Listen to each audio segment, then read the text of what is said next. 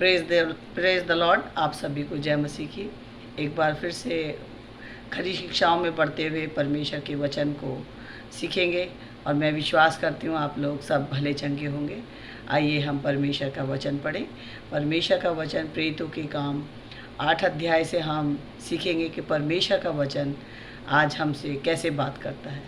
और ये घटना उस समय की है जब फिलिप्पुस सीरिया से होके आ रहा था और सीरिया से लौट रहा था और यरूशलेम को जा रहा था और उसे रास्ते में जो गाज़ा से होके जाना था। आज हम देखते हैं गाज़ा वो जगह है जहाँ आज युद्ध चल रहा है, लेकिन वो वहाँ से जा रहा था और यरूशलेम को जा रहा था। और यरूशलेम से एक व्यक्ति जो था वो लौटा जा रहा था और कहाँ जा रहा था, वो गाज़ा की ओर जा रहा था। तो आज हम इसे पढ़ेंगे। प्रेरितों के काम 8 अध्याय और उसकी 26 आयत से लिखा है। फिर प्रभु के एक स्वर्गदूत ने फिलिप्पुस से कहा, उठ और दक्षिण की ओर उस मार्ग पर जा जो यरूशलेम से गाज़ा को जाता है। किसी और मार्ग से नहीं जाना, गाज़ा की ओर से जाना जो यरूशलेम को जाता है। और ये मार्ग जो है वो रेगिस्तानी है। वह उठकर चल दिया और देखो कूश देश का एक मनुष्य आ रहा था जो खोजा और कुशियों की रानी कांदके का मंत्री और खजांची था। वह आराधना करने को यरूशलेम आया था। वो आराधना करने यरूशलेम को आया था, लेकिन वो एक पुस्तक पढ़ रहा था। जैसे कि आज हमारे हाथों में 66 बुक्स है, लेकिन उसके पास यशाया भविष्यद्वक्ता की पुस्तक थी और वो उसे पढ़ रहा था। लेकिन पढ़ तो रहा था, लेकिन उसे समझ नहीं आ रही थी। आज भी कई लोग ऐसे हैं जो परमेश्वर के वचन को पढ़ते हैं, लेकिन उन्हें समझ नहीं आता। जब तक हम पवित्र आत्मा की सहायता से उसे समझने ना मांगे, तब तक हम समझ नहीं सकते। तो यहाँ पर देखते हैं कि वो जो यरूशलेम से आ रहा था और वह अपने रथ पर बैठा हुआ था और यशाया भविष्यद्वक्ता की पुस्तक पढ़ता हुआ लौटा जा रहा था। यरूशलेम को आया था, वो परमेश्वर की आराधना करने के लिए आया था, लेकिन अब वापस वो गाज़ा को जा रहा है। लेकिन यहाँ पर परमेश्वर का आत्मा जो है वो फिलिप्पुस को ले गया। आज कितने बहन भाई ऐसे हैं जब वो परमेश्वर के वचन को प्रचार करने के लिए जाते तो उन्हें कोई ना कोई ऐसा व्यक्ति मिलता है जिसको वो परमेश्वर की सच्चाई बताना चाहते हैं, क्योंकि परमेश्वर का आत्मा आज आपको भी परमेश्वर का कार्य करने के लिए लेके जाता है। तो यहाँ पर भी वो फिलिप्पुस जो था उसको परमेश्वर के आत्मा ने कहा कि तू जा। और कहाँ जा? उस रास्ते को जा जो कि यरूशलेम से गाज़ा को जाता है। और वह तब आत्मा ने क्या हुआ कि तब आत्मा ने फिलिप्पुस से कहा, निकट जाकर इस रथ के साथ हो ले। तो वो रथ के साथ साथ पैदल पैदल चल रहा था, जहाँ से उसके ऊपर वो खजांची बैठा था। क्योंकि खजांची जो कि एक सीए का काम करता है आज की लैंग्वेज में, और उस समय खजांची रखे जाते थे जो उस राजा के सारे पैसों का हिसाब किताब रखते थे। तो यहाँ हम देखते हैं कि ये जो खजांची है ये परमेश्वर की आराधना करने आया था। इसके हाथ में यशाया की पुस्तक थी, लेकिन समझ नहीं पा रहा था जो पढ़ रहा था। आराधना भी कर ली उसने, और वो अब कहाँ जा रहा है? वो गाज़ा को जा रहा है। तब आत्मा ने फिलिप्पुस से कहा, निकट जाकर इस रथ के साथ हो ले। फिलिप्पुस उसकी ओर दौड़ा और उसे यशाया भविष्यद्वक्ता की पुस्तक पढ़ते हुए सुना और पूछा, तू जो पढ़ रहा है क्या उसे समझता भी है? यहाँ हम देखते हैं कि कई बार इंसान परमेश्वर के वचन को पढ़ता है लेकिन समझ नहीं पाता। हमें भी आपस में डिस्कस करनी चाहिए कि आपने इसे कैसे समझा, आपने इस वचन को कैसे लिया। क्योंकि परमेश्वर का वचन जो है वो हमें सिखाता है कि हम परमेश्वर को जानें, क्योंकि परमेश्वर की इच्छा यही है कि मनुष्य, इस पृथ्वी का एक एक व्यक्ति परमेश्वर को जाने, जिसने उसे बनाया है, जिसने उसे रचा है। क्योंकि मनुष्य का पैदा होना अपने आप से नहीं है, ये परमेश्वर की तरफ से वरदान है मनुष्य का पैदा होना। तो मैं और आप जो पैदा हुए ये भी परमेश्वर की इच्छा है, और मुझे और आपको भी परमेश्वर को जानना है। जो अभी तक नहीं जान पाए उनके लिए बहुत अच्छा मौका है कि वो समझे। उसने कहा, जब तक कोई मुझे ना समझाए तो मैं कैसे समझूं? उसके पास भी क्वेश्चन था। जैसे फिलिप्पुस ने उससे क्वेश्चन किया, ऐसे ही उसके पास भी क्वेश्चन था। उसने ये नहीं कहा हाँ हाँ मुझे आता है, मैं समझता हूँ, लेकिन उसने कहा हाँ मैं भी कैसे समझूं इसे, मुझे समझ नहीं आ रहा। आज हमको भी वचन के साथ बातचीत करनी चाहिए। 3-4 जने लोगों को मिलकर परमेश्वर के बीच में डिस्कस करनी चाहिए कि आपने परमेश्वर के वचन को जाना या नहीं जाना। हमें लोगों को उत्साहित करना, जैसे आज मैं आप लोगों को उत्साहित कर रही हूँ। और उसने फिलिप्पुस से विनती की कि वह चढ़कर उसके पास बैठे। उसने खजांची ने उसे बोला तू मेरे पास आ, रथ में बैठ और मुझे समझा कि जो मैं पढ़ रहा हूँ मैं समझ नहीं पा रहा, ये क्या लिखा है। और पवित्र शास्त्र का वह जो अध्याय वह पढ़ रहा था वह ये था, वह भेड़ के समान वध होने को पहुँचाया गया। और जैसा मेमना अपने ऊन कतरने वालों के सामने चुपचाप रहता है, वैसे ही उसने भी अपना मुंह न खोला। उसकी दीनता में उसका न्याय नहीं होने पाया। उस समय के लोगों का वर्णन कौन करेगा, क्योंकि पृथ्वी से उसका प्राण उठा लिया जाता है। तो ये यशाया की पुस्तक हम देखते हैं कि 53 अध्याय का ये वर्णन है, जहाँ पर प्रभु यीशु मसीह के बारे में लिखा है। लेकिन उस समय खोजा जो था वो यशाया की पुस्तक पढ़ रहा था, उसकी समझ में नहीं आ रहा था। आज भी कितने लोग हैं कि प्रभु यीशु मसीह को जान नहीं पा रहे, समझ नहीं पा रहे कि प्रभु यीशु मसीह का आना क्यों था, क्यों प्रभु यीशु मसीह आए, क्यों प्रभु यीशु मसीह ने अपनी जान दी। ये सवाल आज बहुत सारे मनुष्यों के पास है, लेकिन वो समझ नहीं रहे कि जो प्रभु यीशु मसीह का आना क्यों था। इस पर खोजे ने फिलिप्पुस से कहा मैं तुझसे विनती करता हूँ, ये बता कि भविष्यद्वक्ता ये किसके विषय में कहता है, अपने या किसी दूसरे के विषय में। यहाँ भी खोजा ने सवाल किया कि जो ये भविष्यद्वक्ता है, यशाया भविष्यद्वक्ता, ये किसके विषय में कह रहा, अपने विषय में कह रहा है या किसी दूसरे के विषय में कह रहा। तो यहाँ पर भी वो समझ नहीं रहा था और उसने इच्छा जाहिर करी। आज हमें भी इच्छा जाहिर करनी है कि परमेश्वर आपका वचन मुझे समझ नहीं आता, मुझे समझाने के लिए कोई ऐसा प्रभु का दास दें जिससे मैं आपके वचन को समझ सकूं। आज ऐसी इच्छा होनी चाहिए कि परमेश्वर, क्योंकि सारा वचन जो 66 बुक्स है हर एक इंसान नहीं समझ सकता, इसलिए परमेश्वर चाहता है कि हम इसके लिए इकट्ठे हुआ करें। हमें इकट्ठा होना नहीं छोड़ना, हमें परमेश्वर के वचन को जानना है। तब फिलिप्पुस ने अपना मुंह खोला और इसी शास्त्र से आरंभ करके उसे यीशु का सुसमाचार सुनाया और उसने बताया कि किस तरीके से मनुष्य जो है वो पापी हो गया। उसने उसको पवित्र शास्त्र की सारी बातें बताई, वो जो उत्पत्ति में लिखी थी, जो आज हमारे हाथों में है, लेकिन उस समय उसके पास तोरा था, उसके पास मूसा का तोरा था और व्यवस्था थी, और उसके पास जो भी परमेश्वर के दासों को यीशु मसीह ने बताया वो सब कुछ उनके पास था। उनके पास 66 बुक्स नहीं थी।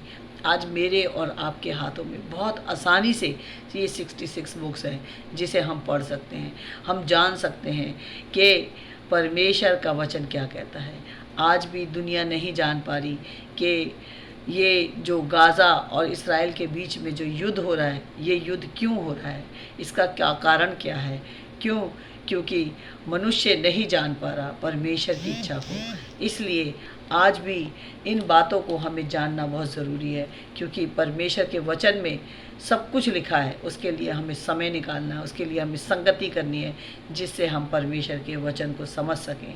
और यहाँ पर लिखा है कि उसने यीशु मसीह के बारे में बताया उसे कि प्रभु यीशु मसीह जो कि इस पृथ्वी पर आया, क्योंकि खोजा ने यीशु मसीह को देखा नहीं था, उसे पता नहीं था, उसे मालूम नहीं था, वो दूर था और वो नहीं जान पा रहा था कि यशाया की पुस्तक में जो लिखा है वो किसके बारे में लिखा है।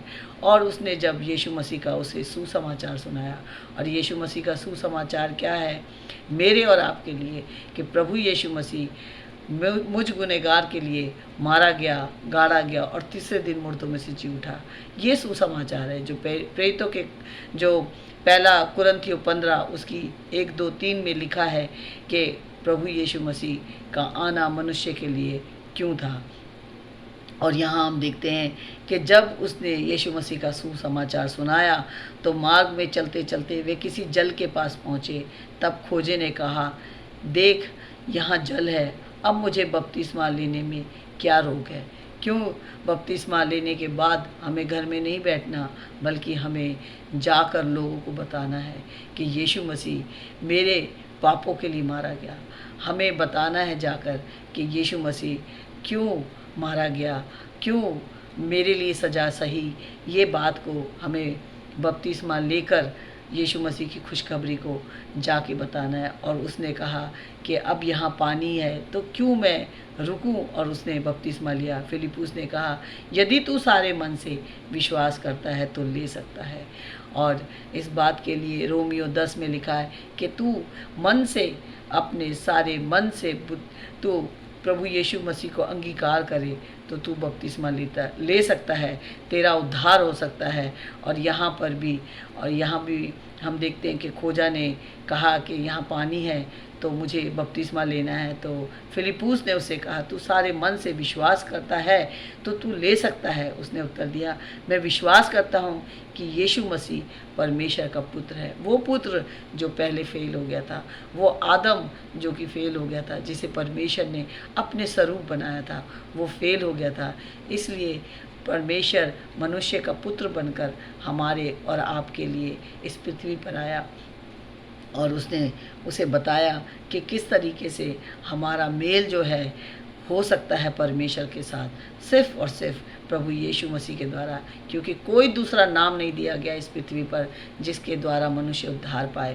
प्रेरितों के काम 4:12 में लिखा, कोई नाम नहीं दिया गया इस पृथ्वी पर जिसके द्वारा हम उद्धार पाएँ, जिसके द्वारा हमारे पापों की क्षमा हो। उसके लिए हमें एक ही नाम दिया गया है और वो है प्रभु यीशु मसीह। तब उसने रथ खड़ा करने की आज्ञा दी और फिलिप्पुस और खोजा दोनों जल में उतर पड़े और उसने खोजा को बपतिस्मा दिया। यहाँ हम देखते हैं कि फिलिप्पुस ने खोजा को बपतिस्मा दिया।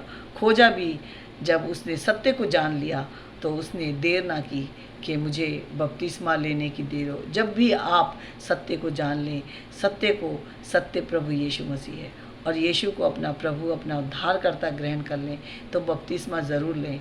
बपतिस्मे से आप दुनिया को बताते हैं कि यीशु मेरा प्रभु है, यीशु मेरा उद्धार करता है। और जब वो बपतिस्मा ले चुका, जब वे जल में से निकल कर ऊपर आए तो प्रभु का आत्मा फिलिप्पुस को उठा ले गया। यहाँ हम देखते हैं कि फिलिप्पुस जो है वो खोजे से अलग हो गया। उसके बाद हम देखते हैं कि खोजे का जीवन क्या था और खोजे ने उसे फिर मार्ग में न देखा और वह आनंद करता हुआ अपने मार्ग पर चला गया। पहले वो जा तो रहा था, आराधना तो की थी उसने, लेकिन वो आनंद नहीं था उसके पास। और वो आनंद कब मिला? जब उसने सत्य को जान लिया कि यीशु ही प्रभु है, यीशु ही वो उद्धार करता है जिसके द्वारा मनुष्य के पापों की क्षमा होती है। तो यहाँ हम देखते हैं कि वो आया था यरूशलेम में, लेकिन जब यरूशलेम से गाज़ा जा रहा था तो उसके पास आनंद नहीं था। आराधना तो करने सब लोग जाते हैं, लेकिन वो आनंद होना चाहिए जिसमें हम कह सकें कि यीशु मेरा प्रभु, मेरा उद्धार करता, मेरा दृढ़गढ़ है। ये आनंद खोजा को मिला जब वो फिलिप्पुस से मिला। आज भी कुछ लोग ऐसे हैं कि वचन तो पढ़ते हैं लेकिन उनके पास आनंद नहीं है। आनंद वो ढूंढ रहे हैं, वो खुशियाँ ढूंढ रहे हैं, वो ब्लेसिंग ढूंढ रहे हैं, लेकिन असली ब्लेसिंग क्या है कि हमारा नाम जीवन की पुस्तक में लिख दिया गया। जो कोई विश्वास करता है कि यीशु मसीह मेरे गुनाहों के लिए मारा गया, गाड़ा गया और तीसरे दिन मुर्दों में से जी उठा। और इसी बात का आनंद जो था खोजे के अंदर आ गया। खोजा यरूशलेम में आया था, इस आनंद के साथ नहीं आया था। पुस्तक पढ़ रहा था लेकिन आनंद नहीं था। लेकिन आनंद कब आया? जब वो जान गया कि वो जो भेड़ थी, वो जो जिसका ऊन कुतरा जा रहा था, वो भेड़ सिर्फ प्रभु यीशु मसीह है। यीशु मसीह जो कि मेरे और आपके गुनाहों के लिए इस पृथ्वी पर आया। और हम देखते हैं कि वो आनंद करता हुआ अपने मार्ग पर चला गया। और फिलिप्पुस जो था वो रुका नहीं, बल्कि अशोद में आ निकला और जब तक केसरिया में ना पहुंचा तब तक नगर नगर सुसमाचार सुनाता गया।